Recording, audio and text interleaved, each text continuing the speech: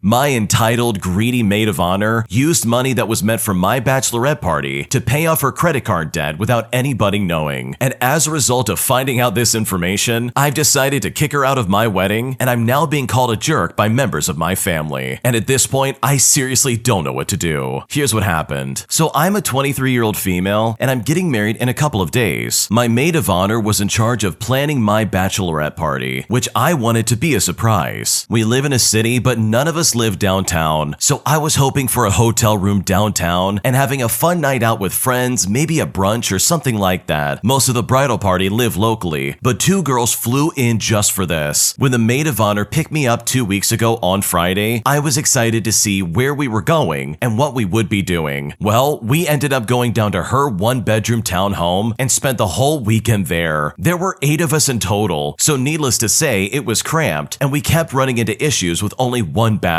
On Friday night, we had games and ordered pizza. Saturday, we had a mimosa bar. We went shopping, ordered food, and watched a movie, all before parting ways on Sunday. And this was just not the bachelorette party of my dreams, or even a particularly fun weekend, but it was okay and I appreciated it. Last weekend, my fiance had just returned from a work trip. I had not caught him up to speed on the party because there really wasn't much to report, but when he returned, we were chatting and I told him about the party. He looked confused but said nothing else that evening. The next day, I got a message from my maid of honor asking to meet up to talk about something. She revealed that my fiance had given her a significant amount of money over a year ago, with the intention that it would be used to pay for a bachelorette party. It would have been enough money to pay for the entire bridal party to do a week-long vacation out of town, including airfare, hotel, food, drinks, and a lot of fun. Now, for the record, I wasn't expecting this type of event. A weekend downtown would have been wonderful. And even though the party at her home wasn't what I hoped for, I was fine with it because I got to be with all of my friends. But that didn't matter much once I found out what she did with the money. Instead of using it on me having a good bachelorette party, she instead used the money to pay off credit card debt and hoped that nobody would notice. I told her I needed some time to process this and I decided to go home. After talking with my fiance about it, I decided that the best action would be to remove her from the wedding. I came to this decision because I don't feel I can trust her, and I don't want her to be standing next to me at my wedding. I slept on it overnight, and I sent her a text saying this on Monday. Since then, I've been getting text messages from her mom and boyfriend telling me how awful I am for doing this, since I didn't need a big party, and my now former maid of honor was able to financially benefit from it. My own mother is also against removing her from the wedding, as she's like a sister to our family, and how she thinks it would be tragic for me to get married without her there. The rest of the bridal party is split, with half saying I shouldn't have kicked her out and the other half completely agreeing with me. My former maid of honor has called me crying because she already has her dress and she can't wear it anywhere else. Also, as a side note, my fiance and I paid for all the dresses. At this point, I want the wedding to be over with so I can be on my honeymoon and not have to deal with all of these people. So honestly, I need to know, am I the jerk for kicking my maid of honor out of my wedding after she stole the money that was meant for my bachelorette party? What should I do? This is insane to me, mostly because I can't imagine anyone being on the maid of honor side. Like, what she did is so unacceptable, it is literally theft. She didn't financially benefit from this situation. She stole money from your fiance and didn't use it the way it was supposed to be used. And from the sounds of it, it sounds like a lot of money. Like, she was given a significant chunk of change. Also, you could have some kind of party out of town without having to drop any money on your own. Like, it doesn't sound like this was like a couple $100. If anything, it sounds like several thousands of dollars, and I'm thinking like somewhere in the 5-digit mark. And if it's seriously that much, and she really thought that nobody would notice and she would just get away with it, that in my opinion is so disturbing and so toxic. I mean, if I was in the original poster's shoes, there's no way I would want her at my wedding. This supposed friend and quote sister of the family stole from my fiance and used the money that was given to her for her own selfish needs. Like, I seriously just cannot fathom anybody defending this situation because this is so unacceptable. So no, absolutely not. I don't think you're the jerk in this situation. Your maid of honor is insane for thinking she could get away with this. So I don't blame you for getting away from her and deciding that she can't be a part of your wedding. If you like Am I the Jerk, you're probably going to love Am I the Genius. Check it out, link down below in the description. Also, go to amithejerk.com/submit if you would like to submit your own stories. My entitled manager demands that I stay late so that I can work overtime just like everybody else. And despite the fact that I was the best worker at this place, I decided to maliciously comply, essentially getting paid for doing nothing. And I've never felt better about sitting on my phone and doing nothing while everybody else was working hard. Here's what happened. Years ago, I was working a call center job for a well-known e-commerce site. We were first and foremost phone or chat customer support, but also would respond to customer emails that would come in the form of tickets. During the holidays, we would get absolutely wrecked with emails since people were doing their holiday shopping. The company would routinely understaff during the holidays and then require us to do mandatory overtime to compensate for the extra calls and emails we received. Now, as a note, we're in Texas, which is an at-will employer state, so this is totally legal, by the way, even though it's morally awful. Anyways, I was consistently one of their top ticket closers, averaging about 150 tickets a day, whereas some other employees averaged maybe about 70, if that. Mandatory overtime season rolls around, and my boss sends out an email that every employee will be assigned 25 extra tickets during each day of this week, and of which they're expected to stay past their scheduled shift time to complete it. During the workday, we were expected to close the same amount of tickets we would normally close, which is all outside of the additional tickets that we were assigned. Those tickets we would pick out of a shared ticket queue and assign to ourselves. Monday, I come in, I knock out the 25 tickets that were pre-assigned to me, and I go on my merry way closing the additional 150-ish tickets I normally close. I finish by the end of my shift and then I leave. I was the top ticket closer that day by a wide margin. My boss would leave at 5 o'clock, but would be checking our time clocks from home to see when we clocked out. Tuesday morning rolls around, and first thing, my boss pulls me aside for an impromptu meeting. My boss said to me, "I noticed you didn't stay late last night to complete your tickets like everybody else." I said to them, "Correct. I completed the assigned tickets in addition to my normal workload without needing to stay late, so I left." My boss then said, "Well, if you finished all those tickets within your scheduled workday, that doesn't count as extra work. Those tickets would count as part of your normal work week, which means you are in violation of our mandatory overtime policy." I respond back by saying, "Well, as you can see, I am the top ticket closer by a wide margin, and you can also see that I completed the extra work that is expected of me and then some. So what is the expectation going forward?" My boss looked at me and said, "The expectation is that you'll stay late like everybody else and do the extra work." Now at this point, I didn't feel like arguing much further, and things were getting a bit heated in this discussion. I then made it known that it didn't seem fair that I should be punished for being faster at closing tickets than most of my colleagues, and that I'm still completing the extra work while closing twice as many tickets as everyone else. We seemed to be at an impasse between my having finished what was expected of me and what was actually important to her, which was me being clocked in after hours like everyone else. I welcomed her to assign me an additional 25 tickets a day, bringing my additional total of tickets all the way up to 50, and this was because it seemed like 25 extra tickets was no problem to complete. I also agreed to stay late just to work on them. Every day that week, I came in, knocked out the extra tickets, and closed my normal amount of tickets, sometimes working through lunch as well. By the end of my shift, I had averaged around 200 tickets each day, and I then sat at my desk and did absolutely nothing on my phone for over an hour while still clocked in. I had a nice little bit of overtime pay between staying late and working through lunch. So I guess the moral of this story is that if you want me to work late, I'm definitely gonna work late. Thanks for paying me overtime to do the same thing I would be doing while sitting on my couch at home after work. It just goes to show that the efficient employees will always be punished with more work. Wow, that manager is a complete idiot. Seriously, why would you make them stay later if they did all their work? Like they did the extra 25 tickets. Why would you then have a problem with them staying late? In a perfect world, an employee like this would have been rewarded as well as given a raise or more incentives to keep doing more tickets. Like, why would you be like, "No, it's not fair for you to leave early because you did all your stuff. You need to stay late just like everybody else." Like, seriously, that's a massive waste of time and nobody needs that. Like, they're just lighting money on fire at that point. As this original poster said it best, they are literally just gonna sit there and do nothing on their phone. I bet you that manager only did that so they could use that as some kind of incentive to show to their manager that, hey, everybody's working late. Look at all these people staying overtime and doing their job. I literally think your boss was just trying to use you as some kind of pawn in their own game. So truly good for you for getting that overtime by doing absolutely nothing. Your manager sounds like a complete idiot, but in the end you got some sweet overtime pay, which hopefully made the entire experience of staying late well worth it. I broke up with my girlfriend because she was gaining weight, but now that she's lost weight, she has started to become attractive again, and I'm wondering if I should give get back in a relationship with her or if I should just let it go and move on. Here's what happened. So about 2 years ago, I met a girl in my master's program by the name of Stacy. Stacy is not her real name. Stacy is one of the most amazing and intelligent people I've ever met in my life. Every conversation with her is exciting and interesting. She has such a broad array of hobbies, interests, and knowledge, and I feel truly thankful for every conversation I have with her. Not once in my life have I ever met anyone who I felt understood me like her, and I can honestly say that she might be the smartest person I've ever met in my life. She and I quickly hit it off and fell into a situationship that lasted about 8 months or so before we broke things off. At first, the relationship was great, and our energies matched pretty well. We studied and hung out together all the time, and I was happy. Stacy has an ADHD diagnosis, and when we first met, she was using a prescription that suppressed her appetite. Before her diagnosis, she was about 30 to 40 pounds heavier, and 4 months into the relationship, she had a medication change and started to gain back to what it seems like is her baseline before graduate school, all based off of old pictures. Now, I hate to say it, but her baseline before graduate school is heavier than what I'm attracted to. While she wasn't obese or anything like that, most people I think would say that she was a little bit chubby. I tried for a couple of months to get past it, but I started to lose interest in her, and I found myself declining in being close with her. I couldn't bring myself to tell her it was because of her weight. Stacy has a relatively bad attitude towards exercise to begin with, and I worried about hurting her feelings and shaking that confidence she carried with her every day. We had also been dating for a few months, and I didn't feel it was fair for me to ask my partner to change how she maintained her body so early in a relationship. I started to make excuses when she would come on to me, saying I wasn't in the mood or that I was too stressed out, just avoiding to tell her the root cause. I hate to say it, but as this progressed, I also started feeling bad about going out in public with her. I like to think that I am pretty handsome. I mean, people compliment me on my appearance relatively often. I exercise regularly, I have some good muscle mass, and I do my best to eat healthy. A couple of friends mentioned to me behind closed doors that they felt I could do better than her. I started resenting her not valuing my effort in the gym, as well as her lack of value towards fitness. I subconsciously stopped touching her in public and started avoiding situations around the house where we could be closer than we normally would. I cited the stress of school as the cause of my withdrawal, and as a result, we started to fight more often. She is an explosive fighter and confronts issues directly and intensely, whereas I'm pretty avoidant and have a bad habit of not bringing up problems until they get really bad. We eventually agreed mutually to cut it off. I explained that our frequent and intense verbal fighting was too intense for me, and she vocalized that she felt she wasn't given enough attention and she wanted more physical time together than I was willing to give her, if you know what I mean. I felt like a complete jerk for letting her go without even trying to talk to her about the weight problems, as I feel we both missed out on what could have been a beautiful and lifelong relationship. Fast forward a year and a half after the breakup, and Stacy and I are still best friends. We talk every day and we fight seldom. We have both had a couple of flings since the breakup, but are now both single again. She has lost weight, and I am finding myself feeling attracted to her again. Now, I know I just spent the last paragraphs telling about all the bad things in our relationship, but it is a disservice to exclude the good. She is so charismatic and funny, she is interesting, intelligent, and overall an amazing person to be around. She is the kind of woman that leaves everybody that has interacted with her better than what they were before. In the months that I have known her, I feel I've grown more as a person than any time before in my life. And I really do think I made her life better too. I desperately want to ask her out and give the relationship another shot, but I really worry about things going back to how they were. What's more, I don't want to make her feel bad about her body again. She is an amazing person, and she deserves to feel happy and confident with the way she looks. I am assuming that the correct answer here is to let my feelings go and allow her to go find someone who loves her unconditionally, regardless of her weight. But I can't help but worry that I'm never going to meet someone like her ever again. I feel super guilty that something so shallow is the thing that is keeping me from someone I could have otherwise seen myself spending the rest of my life with. But a relationship where one partner isn't physically attracted to the other is not healthy. I recognize and accept that people age and nobody stays young and good looking forever, but I feel that losing that before your 30s is just too early. So now I'm at a total loss and I seriously don't know what to do. Okay, this is seriously insane to me. You dumped this lady all because of her weight, and now that she's losing weight again, you're like, oh, wait a second, I want to get back with her. Like, seriously, that is such a selfish and shallow thing to do, it's not even funny. You would literally be throwing her back into another toxic relationship, and the reason why it's toxic is because of you. If I were in your shoes, shoes, no matter how I felt, there's no way I would go back into that relationship. I would allow her to move on with her life and not be so shallow that I would want to get back with her all because her appearance has changed. Like seriously, I think you should just leave her alone. Like I really think you're going about this in a really unhealthy way. And I think it's in your best interest to leave her alone and let her find somebody who's much better for her in the long run. My narcissistic father has told me that I will amount to nothing in life, mocking me and making fun of me, as well as treating me like garbage after I've sacrificed so much just to help him out in his time of need. And at this point, I seriously don't know what to do. Here's what happened. So to start things out, my dad is elderly. He's partially disabled as he walks with a cane and has mobility issues. And most of all, he is a narcissist. My mom passed away 2 years ago unexpectedly, and she was the single most person I was the closest to in my life, and since her passing, difficult has been an understatement. My dad treats me as though I'm disposable. I have helped him in every way possible. Within the last year, I basically temporarily have moved in to help him as he had health issues earlier in the year and was in the hospital several times. He was diagnosed with some level of heart failure and has kidney disease, which was maintainable until this year when it worsened a bit because of the heart issues that he has. I basically became his caretaker and took on this role even against my better judgment of how he has treated me over time. My sister sometimes helps, but not often enough to make a difference. She is not working at the moment, and my dad gives her money to help her. In a lot of ways, he tries to buy her affection because she has taken space from him when he's been disrespectful in the past. So now he tries to do everything to get on her good side. However, with me, he basically treats me like he can say anything in the world to me. I've tried to set multiple boundaries, and it's been very tricky territory. I plan to move out, so I've been apartment searching, which has been difficult. However, in the interim, it's made things very difficult because I depend on him financially right now, since I basically put my whole life on hold to be his caretaker. So when he doesn't like a certain thing or being spoken to in a certain way, he basically then threatens to not pay me for the following month. For instance, it's almost the end of October and something happened today, and he basically said he's not going to pay me November 1st because he doesn't want my help. It's become such a toxic situation. Today, I came in the room that he was in, and he had put his cane directly on top of my laptop. I asked him to please not do that, and he then gave me immediately a very hard time and told me that I am always coming after him and telling him what to do. He told me that my laptop shouldn't have been there because that's always where he puts his cane. I tried to maintain a calm demeanor, but at the same time, I tried to tell him that I'm not coming after him, just to let him know when something isn't right. He doesn't like being told what to do, but at the same time, he has done things that are unsafe recently that I've had to tell him to stop. For instance, today he had spilled water on the floor and didn't notice it, I guess, which I almost slipped on. I told him he has to be more mindful around the sink. Also, he will leave his portable heater on even when going out, and so I told him that he has to turn that off for safety reasons. He told me that I'm coming after him and that he doesn't want me around. He doesn't want me to even talk, and he doesn't want my help. He told me that he isn't going to give me money on the first of the month and that he will do everything himself. There have been numerous times where he has threatened me like this before. It's honestly done mental damage on me to have to rely on somebody who can be so verbally awful. I've been doing everything to get out of the situation, and I continue to do so vigorously. I regret coming to help him because before this, I had my own life and my own finances and apartment. He told me I will amount to nothing in my life, that I'm so irritating to be around, and much more. It makes me feel incredibly emotional and incredibly alone. I know I should not believe the things he says because he is a straight up narcissist, but sometimes I react to what he says, which I can't do because he typically uses that and says to me, "Wow, look how emotional you're getting." Today, I didn't react in an emotional way, but I did tell him that this is not okay. He basically just kept on and then screamed at me to get out of his face. I'm honestly in a very bad emotional spot right now because of all of this. He makes me feel like I can't actually rely on him in any capacity, and that he is able to flip the switch at any point in time with my emotions. And now at this point, with all things considered, I seriously don't know what to do. Wow, this is an awful situation. I'm just gonna say it, your dad sounds awful. Either he's grieving the loss of his wife, or he really is just a massive piece of garbage, and he seriously needs a reality check. Like, you literally uprooted your life just to help take care of him. You didn't need to do that. You easily could have looked the other way and done nothing about his life situation. I mean, this guy has so many health problems, it's not even funny. And the fact that he wants to act like this and treat you like garbage, as if you're some kind of punching bag in his life, is so unacceptable. It's just something something that I would not put up with. So good for you for making the steps necessary so that you can get out of this awful situation. Look, your dad is not a nice person. He doesn't sound like a good person in the slightest. And whether he's grieving the loss of his wife, or if he is just being an awful person altogether, in my opinion, it doesn't matter. You do not need to live in this toxic situation. And here's the thing, if he really wants help and he needs somebody to help take care of him, he can use that money he was paying you and give it to an actual care worker who can give him exactly what he needs and still clock out at the end of the day. Because I'm willing to bet one day he's gonna look up and realize that he's alone. And hopefully he'll realize that he should have treated you a lot better. When you subscribe, make sure to hit the bell to turn on notifications. To finish listening to all the stories, check out the playlist at the top of the description. And if you want some chill music to put on in the background, check out easymode. If you like Am I the Jerk, subscribe to Am I the Genius. Everything will be linked down below in the description.